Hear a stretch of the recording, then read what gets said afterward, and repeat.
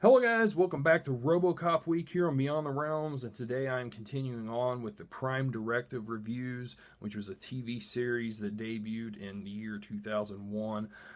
Today I'm up to the third film, and it is for Resurrection. And once again, I apologize for showing it this way. I just do not have a physical copy of the cover.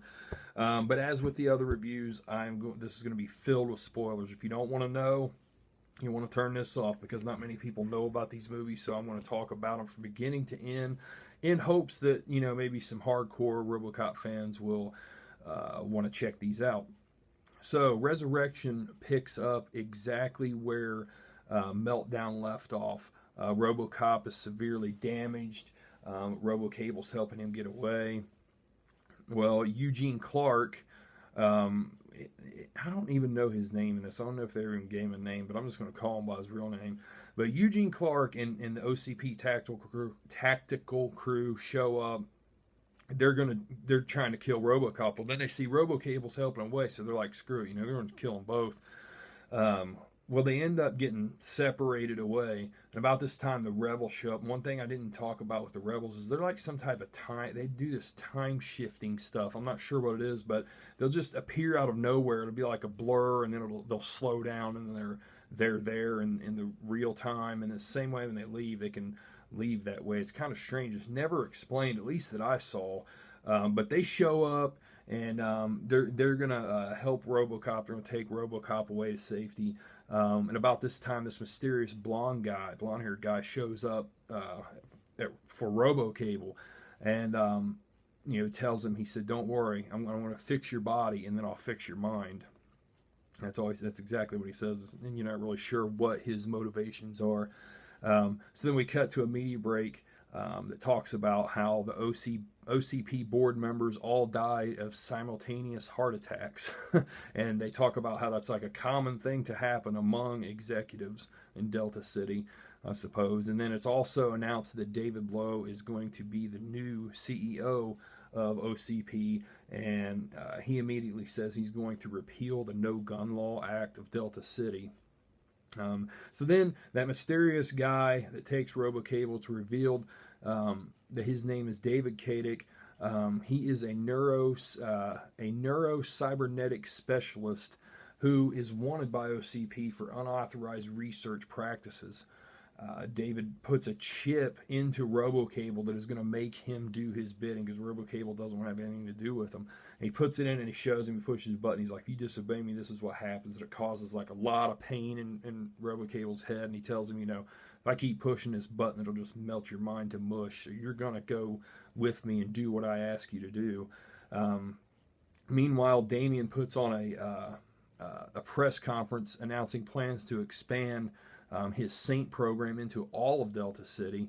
And this is followed up by some pretty funny fake commercials of like a whorehouse, I guess you could say, because it's showing three girls on screen, and it's talking about come and live out your fantasies and all that stuff. And then not too long later, those same girls, which it's all the same girl, it's not just supposed to be twins. It's like, I guess it's like a clone, because it's showing like there's three different ones for the news broadcast. Like there's one for sports, there's one for weather, there's one for whatever. So yeah, it's kind of funny stuff, that happens right there. And then we cut to James Murphy firing Miss Frost, which Miss Frost is she's been in the other two also, but she is who works on RoboCop there at OCP, helps him, gives him repairs, gives him encouragement. And since they're not going to have RoboCop anymore, James just goes down there and fires her and tells her, "Get out." So then David Caddick reveals his plans to Cable. And so what his plan is he has this virus called Legion, which he wants to unleash in the Saint program. And it's not just a computer virus, but it will also infect and harm and destroy and kill humans also. It's like a all-encompassing type virus.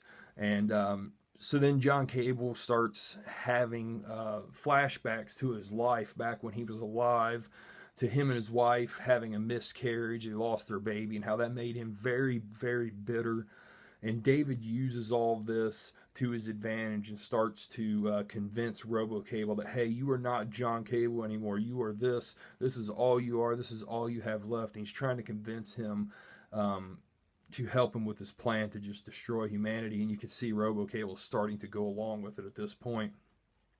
But James Murphy and OCP's tactical crew track down David and Robocable at their base. And they try to kill him. They narrowly escape in a semi.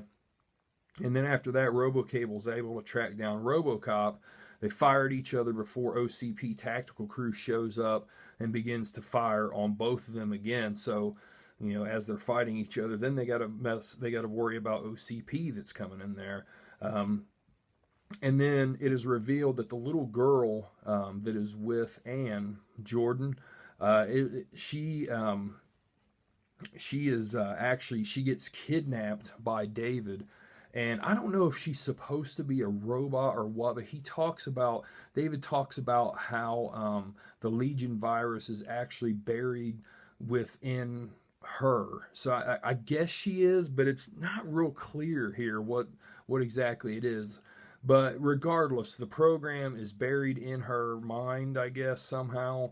And David has her hooked up to this machine to activate the program. And it's also revealed that David is her father.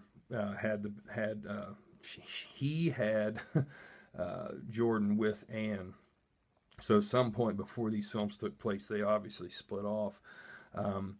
And as he's uploading the program, trying to extract the program from her, Robocop busts into the building with the tactical unit following close behind. And together, Robocop and Robocable try to save Jordan and her mother from the ensuing chaos. And it's like Robocable and Robocop kind of have a love-hate relationship at this point. They're not together, fighting together, they're fighting each other, then they are fighting together. So it's kind of back and forth here. And during this part, when the tactical crew comes in, there's a pretty hilarious scene where Robocop finally gets a hold of Eugene Clark, and it's a gory scene. He like blows off his hand, and Eugene Clark's holding up his hand, and blood's just gushing out of it. And then he goes up to him, and I swear this is exactly what Robocop says. He says, "Now I've got your fat black ass." And he proceeds to take a sledgehammer and beat him to death. This scene is just awesome. I mean, it's showing the sledgehammer up, going down over and over and over with blood caked to it and stuff. Just an awesome scene. And so about this time, James Murphy is there also with the tactical crew. He wants to be there and see, them take over and kill Robocop and Robocable. But Robocop and James end up talking and reconciling at the end. And it has an abrupt ending. I mean, it pretty much, they're not getting along, then they are getting along. It's a love you son, love you dad type thing. And then it cuts off and it says Robocop will return and crash and burn, which is the fourth and final film of Prime Directives. But yeah, guys, I mean, this is pretty much in line with the other ones. Nothing really different from the other ones. It still suffers from the same limitations of budgets and stuff like that. But some decent action scenes. It was good to see, some actual gore scenes in this one. A few. The Eugene Clark scene is definitely one of the standout moments of this entire franchise. And just that hilarious line. I couldn't believe how hilariously awesome it is. But yeah, guys, I'll give Resurrection probably... I give this one a 7 out of 10 also. I think it's pretty much in line with Dark Justice. So yeah, that's it. That's the third film out of 4. I will be reviewing Crash and Burn coming up soon, guys. So I hope you guys are enjoying these reviews, and I hope you will check these movies out. Take care, guys, and I'll see you soon. Later.